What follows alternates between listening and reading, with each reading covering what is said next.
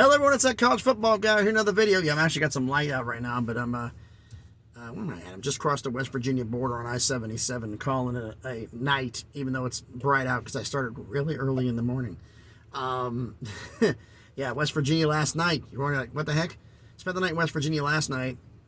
Got down to Charlotte, made my delivery, went to South Carolina and Greer, picked up a load. Stopping in West Virginia because tomorrow I'm in Lakewood, New York, which is western New York, just above the Pennsylvania border. And that load takes me back to Nashville. So I have no idea where I'm spending the night tomorrow, but most likely it's probably going to be in Ohio somewhere. I could be wrong. We'll see if I can make some daylight. We'll see what happens. But anyway, we're looking at here. I thought about starting doing was the non-cons, how the non-con games were for all of the conferences. I even pulled up a list of some of the week 0 games, and well, let me go through on there first to get the housekeeping out the way. Everyone, please smash the thumbs up, hit the like button. Helps with the algorithm, helps the video be seen by more people. Comment on the video. Want to hear your reactions to these non-con games for the ACC, because that's what we're doing here, folks. And subscribe to the channel. We're on our way to 400 subscribers. Let's see if we can get there. So basically, what we do is each day I'm going to go through the non-con games for every one of the, for the ACC, the Big 10, the Big 12, the Pac-12, the SEC, the American, the Mountain West, and the Sun Belt. Now, I'm giving a preview of one thing, the Week 0 games. Last year, Week 0, we had some games.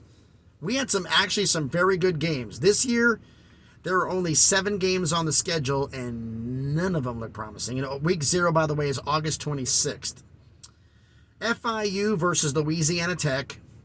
Hawaii versus Vanderbilt in a rematch where Vanderbilt beat Hawaii like 55 to 6 at Hawaii. Now they got to go to Vandy to play. Navy versus Notre Dame in Dublin, Ireland.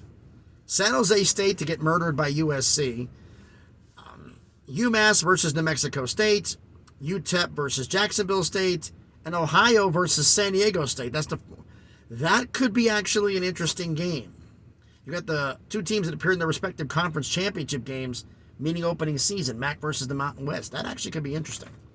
But we're going to hear talking about the ACC non-cons. So I'm going to do alphabetical order here and go on here. So let's look at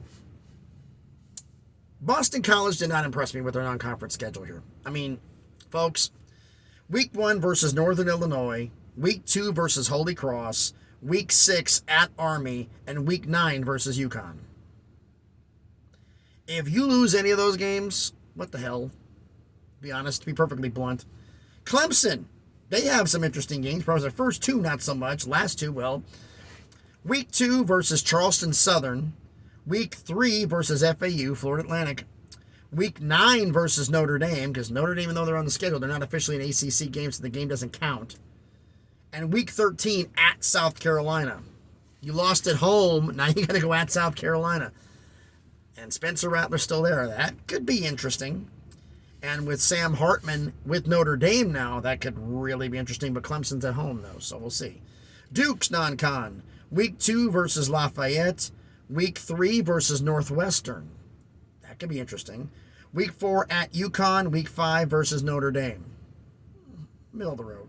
Florida State. Week 1 versus LSU in Orlando. Last year's game proved to be 2 upcoming teams. Now these 2 teams are expected to do something.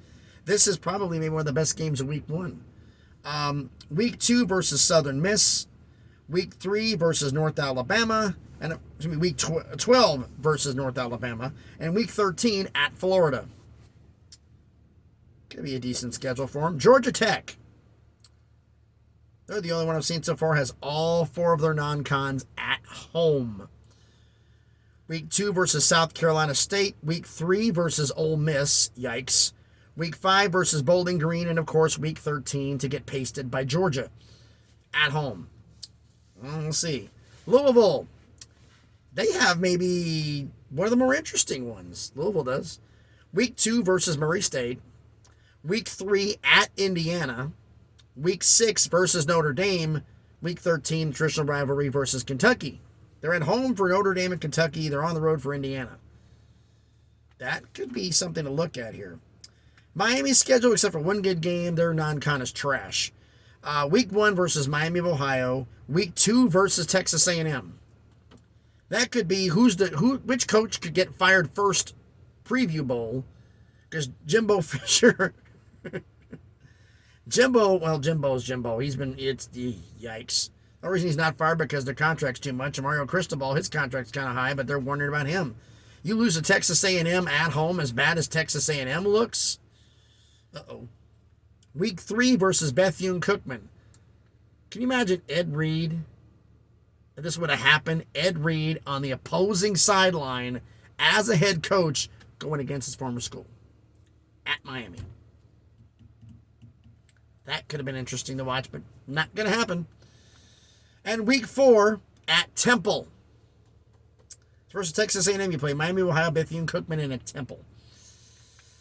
Okay. North Carolina. Week 1, they're against South Carolina in Charlotte at Panther Stadium, I believe. Week 2 versus Appalachian State. That could be interesting. Week 3 versus Minnesota. That could be interesting. And then week 10 versus Campbell. I guess. All right. NC State. Week 1 at UConn. They should win that. Week 2 versus Notre Dame. Week 3 versus VMI. And week 6 versus Marshall. I'm not counting Marshall out for later on. I think they can surprise some people. Pitt's schedule. Week 1 versus Wofford. Week 2 versus one of the new members of the Big 12, Cincinnati. Week 3, the backyard brawl at West Virginia. And week 10 at Notre Dame. Pitt could go 1-3 in non-con, folks. That's really easy. Syracuse. Week 1 versus Colgate. Week 2 versus Western Michigan. Week 3 at Purdue. That could be interesting. And week 4 versus Army. We'll see. Virginia. Week 1 versus Tennessee in Nashville. That'll be at Titan Stadium. That'll be the first game Virginia's played since the tragedy. That's going to be an emotional hurricane. Week 2 versus James Madison. Week 3 at Maryland. That could be good. And week 6 versus William and Mary. That also could be interesting.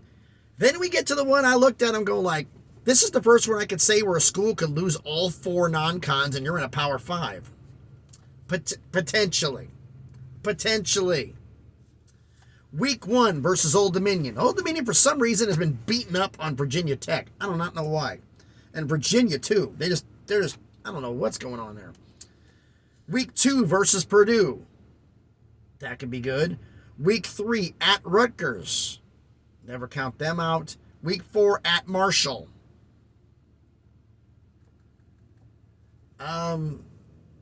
They could potentially lose all 4. It's not out of possibility they could win more than half of them, but they could potentially lose all 4. They're the ones that the non-cons are the most intriguing to me. Wake Forest, week 1 versus Elon. No, not Elon Musk, Elon the University. Week 2 versus Vandy. Week 3 at Old Dominion.